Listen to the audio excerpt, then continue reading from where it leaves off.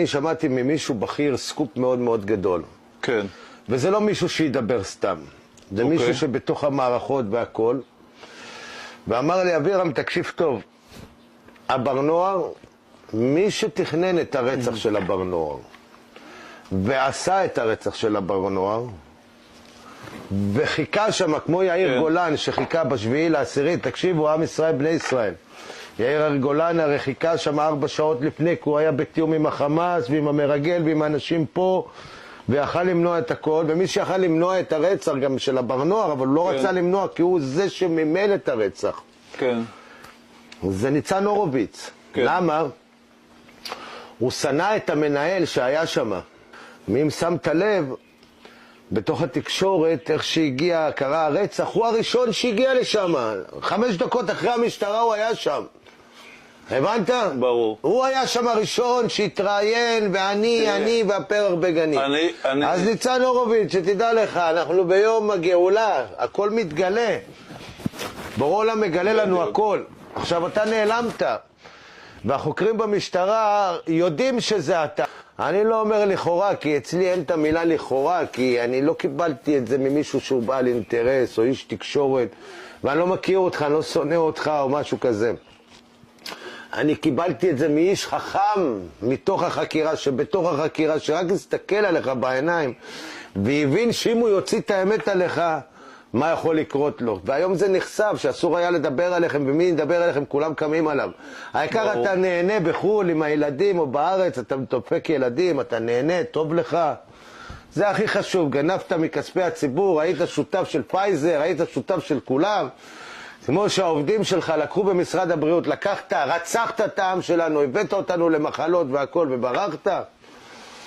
פתאום הוא נותן את הרשות. שים לב, כל המפלגות האלה, יאיר גולן בוגד. ניצן הורוביץ בוגד. מיכל מרעי, כולם אלה אלה בוגדים אחי, בדמם, בתורתם ובנפשם בעם ישראל בני ישראל, הצאצאים של הנאצים. אי אפשר בכלל לתאר לאנשים שלא, אני קורא, אתה יודע, יש לנו ממש, אני לא תמיד אוהב את זה, בתוך המחאה אומרים אנשים ערים או לא ערים. זה מי שמוכן להתעורר מהאשליה הזאת. זה לא מי שמוכן להתעורר, זה מי שמוכן להקריב את עצמו למען האחר. ואהבת לרעך כמוך. נכון. האנשים מסתגרים בעצמם, טוב לי, אני עובד את המשכורת שלי, את הבית שלי, את העבודה שלי, שם מה אחר, השכן שימות. אתה מבין את מה שהם עשו בינינו, הפרידו בינינו. באותו רגע הם נהיים עבדים לכל גחמה של השלטון, שבתפיסה שלי השלטון רצחני, וזה מעבר לזה, כי זה תהליך גלובלי בדיוק. ואם אתה רוצה לשים את המשפחה שלך, אם אתה חושב שאתה שומר על המשפחה שלך בזה שאתה אומר כאילו כן לכל שטות שאתה שומר בטלוויזיה, אתה בעצם הופך אותם לבשר תותחים, אותך, את עצמך, את הילדים הטובים שאתה שולח לקרב מיותר, את האישה שאתה מכריח אותה או מתחסן ביחד איתה בחיסון שגורם לעלייה של 300% במקרים של דום לב, 70% במקרים של שבץ מוחי. יש מגפה של לידות שקטות בארץ, כל מי שנמצא באגף של יולדות הזה יכול להעיד על זה.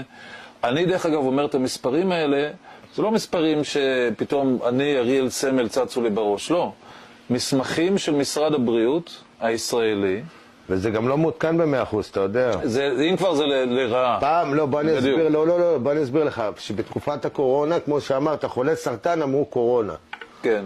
אוקיי? נכון. היום מתים בגלל החיסונים, אבל אומרים הם לא מתו בגלל החיסונים. ברור, הם מתו מדום לב. הם הפכו את התסריט. ברור.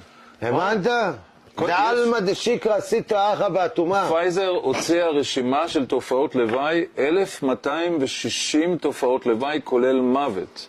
אין דבר כזה, אתה יכול להסתכל, כן, גם באקמול יש לך תופעות לוואי, 16-17 תופעות לוואי, 1260 תופעות לוואי, כמעט כל המחלות, שלבקת, חורגרת, הפרעות הורמונליות לנשים, עקרות. מה זה? עשו את אנשים פיברומיאלגיה, כל המחלה של הכאבים של הפיברומיאלגיה, זה פגע מהקורונה עד עכשיו, זה עלה באלפי אחוזים אנשים עם המחלות של הכאבים. יש מגפה של לידות שקטות, מה שנקרא, אתה מוליד ילד, תינוק, ולד מת בעצם. ככה זו מילה יפה, אבל בעצם בפועל נולדים תינוקות מתים, יותר ויותר מאי פעם.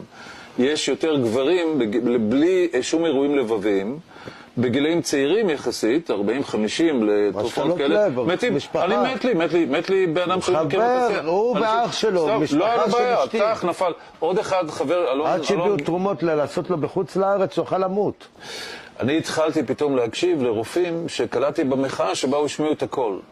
אחד מהם זה פרופסור שפירא, שהוא ניהל את המכון הביולוגי בראשון לציון. זאת אומרת, הוא היה בראש צוות החיסון הישראלי. לא מבוסס mRNA, בגלל זה לא לקחו אותו. זה באדם שמבין החיסונים יותר מכל באדם אחר במדינה. מה הבאדם הזה אומר? במשך 8 שנים ניהלתי את המכון למחקר ביולוגי. יש עלייה ברורה מאוד במיוקרדיטיס, בסיבוכים לבביים, מוות פתאומי באנשים צעירים. יש עלייה בשיעורי סרטן, מה שקוראים היום בקהילה האונקולוגית טורבו סרטן. סרטנים שהם הרבה יותר אגרסיביים, הרבה יותר מהירים, הרבה יותר אלימים. כל הדברים האלה בסמיכות לחיסון. כולל מוות. כולל מוות. ככל שעובר הזמן, הידיעות האלה גוברות. מי שחיסן את הילדים שלו, אני חושב שהוא עשה טעות, אני חושב שהוא חטא לילדים שלו.